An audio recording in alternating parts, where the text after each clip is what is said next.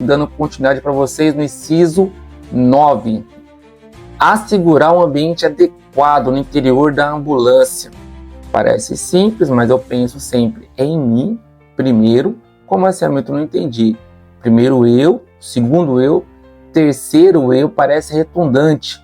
Depois a minha equipe e depois o paciente. Mas lembrando que eu estou falando de maneira geral, tanto para ambulância de resgate, ambulância de remoção. Então tá aqui, ó, conforto adequado. E lógico, quando eu falo sobre isso, eu já penso na segurança. Será que todos estão com um cinto de segurança? Tanto a equipe, o paciente na maca, afivelado corretamente. O acompanhante tem um costume de tirar o cinto de segurança. Então, quando eu falo em conforto, eu penso na segurança também. E tal o conforto térmico. Costumo dizer, o ar-condicionado não é para você, equipe, não é para você, motorista, o ar-condicionado. É para a vítima. A vítima às vezes não está com um cobertor e não tem um cobertor térmico luminizado. Lembrando que a manta térmica só mantém a temperatura, não aquece. Será que na sua ambulância tem cobertor mesmo? É da responsabilidade da equipe da enfermagem colocar esse cobertor, é do motorista de ambulância. Manter a temperatura, desligar o ar-condicionado, se caso for solicitado também, até pelo acompanhante. Então manter esse bom senso, se colocar no lugar do paciente, do acompanhante nessa situação, adotando a condução compatível com a fisiologia do quadro clínico do paciente. Então isso aqui já deixei bem claro. Você não sabe patologia, você tem que saber qual é a conduta sua, Hamilton. Você saber verificar o prontuário, conversar com a equipe que você está trabalhando, porque lógico, a sua conduta ali durante o transporte, se é rápido, devagar, a frenagem, vai depender muito ali, tá bom? A sua força, no caso, como condução, a sua expertise, né? Bem melhor falando assim, sua expertise, para não ter um quadro de piora desse paciente durante o transporte. Tem vários casos aí, tá bom? Que o paciente piorou durante o transporte, teve que voltar para a unidade de saúde de origem, ou até mesmo uma intervenção ali para uma unidade mais próxima onde ele está, porque durante o transporte teve essa intercorrência.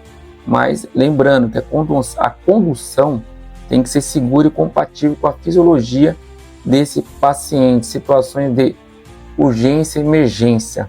Isso aqui, pessoal, é importante porque às vezes na conduta da ambulância tem que fazer algum procedimento técnico. Hamilton, posicionar um acesso é importante, dá para fazer parado, é recomendado, mas tem profissionais que conseguem fazer com a ambulância em movimento. Então dá uma segurada, pegou uma reta ali, consegue aferir uma PA, você consegue fazer isso, até mesmo um destro, tem que furar a ponta do dedo ali. Por que eu estou falando tudo isso? Porque uma situação de urgência, você pode aguardar, tá? Tranquilo, pode aguardar, dá para fazer depois, dentro do hospital, até tem como parar a ambulância, fazer o procedimento. Mas se for uma emergência, então não dá para parar a ambulância, e os profissionais têm que estar sempre em comunicação, e você, condutor, tem que ter essa expertise aí para estar resolvendo também, ajudando a equipe. E se você estiver sozinho, você tem que ter essa expertise, tá bom? Para você conduzir a ambulância, para esse paciente não piorar. Costumo dizer sempre, é uma bomba relógio, tá tudo bem, maravilha, mas assim como você vai fazer um transporte longo, não sabe ali onde estão os hospitais de referência, onde você pode ter uma base de apoio, então fique muito ciente que para você não passar esse perrengue, esse aperto. Inciso 10, e ainda estou falando sobre o artigo número 2, então é o último, mas está bem fácil, segue lá passo a passo todos os vídeos. Participar, acompanha a leitura de capacitações periódicas promovidas pelo empregador ou por órgão competente, direcionadas à atualização e técnicas de direção segura. Então, quando eu falo de órgão competente, será que alguma empresa terceirizada, a própria prefeitura, quem que são os instrutores, estão atualizados, estão capacitados para ministrar esse tipo de treinamento? Porque, Hamilton, porque seguimos recomendações, protocolos, não tem nada brasileiro. é tudo americano, tanto a American Heart Association, a Associação Americana do Coração, e outras agências também. Mas o que eu quero dizer com isso? Que não tem como eu seguir com base livro de cabeceira, na risca, o próprio PHTLS. Porque, Hamilton, são padrões americanos que o paramédico em nível de conhecimento, com mais de 1000 horas de treinamento e até mesmo tal equipamento, é diferente mesmo, porque tem algumas coisas nossas que estão homologadas, outras não. Mas, pois bem, o que eu quero passar para vocês, que essa empresa ou justamente a prefeitura, eles estão ministrando esse tipo de treinamento para você. Só que eu penso às vezes, Milton, você está falando sobre suporte base de vida, APH, atendimento pré-hospitalar. Não, estou falando sobre direção segura. Você tem esse treinamento em alguns lugares do país, né?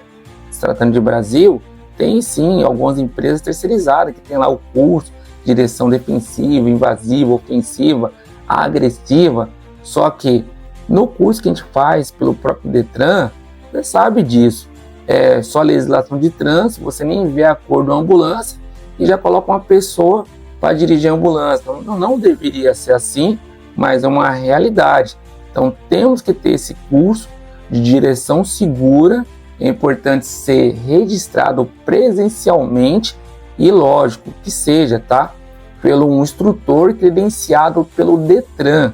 É importante frisar isso aí, porque se para ser homologado, para fazer uma conduta correta, quem que é o órgão maior referente ao trânsito no nosso país? Então é importante você saber disso. Não adianta ser só um órgão que tem ali atualizações, uma pessoa se titula instrutor da aula. Realidade americana, paramédico, são mais de 1000 horas de treinamento. Quero deixar isso reforçado. Então tá aqui constantemente ter esse tipo de treinamento, direção básicas e o que mais, Hamilton? Tá lá, direção básica segura e noções básicas de primeiros socorros. É muita informação em primeiros socorros, suporte à equipe, normas técnicas legais e aplicação da função. Qual função? De motorista de ambulância. Lembrando que você não vai sair do seu quadrado, tentar fazer coisas que não é da sua área, que não é da sua expertise. Por que eu estou falando isso?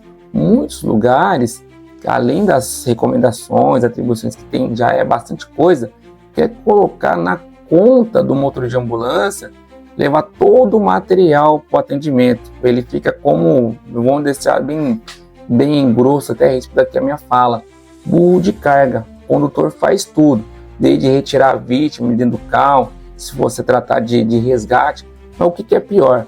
Você está lá num curso como esse e você aprender coisas que não é da sua função, não é da sua incompetência técnica. O que você está falando, Hamilton? Você não se formou em enfermeiro, muito menos técnico de enfermagem. Às vezes é importante saber um pouco de fisiologia, anatomia, sim, mas não ao fundo de você saber sobre certas síndromes, síndrome de Cush, ou até mesmo a trilogia da morte lá, de Beckman, você saber essas coisas, que é complexo, muito complexo ao ponto, Hamilton, eu tenho conhecimento, mas a notação de enfermagem, condutas de medicação, não é com o pessoal, que eu digo sempre, né, os motoristas, é com o pessoal da saúde que faz isso. Responsabilidade do curso é justamente bastante coisa sobre a ambulância, Então, o pessoal, fica bem claro isso para você.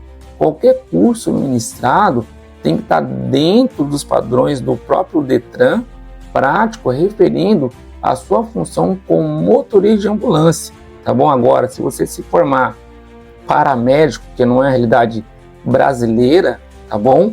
Ter cursos além ou cobranças além da sua função. Se está acontecendo isso, deixa aqui nos comentários, que eu preciso conhecer qual é o estado, qual a cidade, para justamente quanto mais argumentação, mais sugestões, eu consigo levar para vocês essa realidade. Então aqui eu falei para vocês o inciso 10º e último do artigo número 2.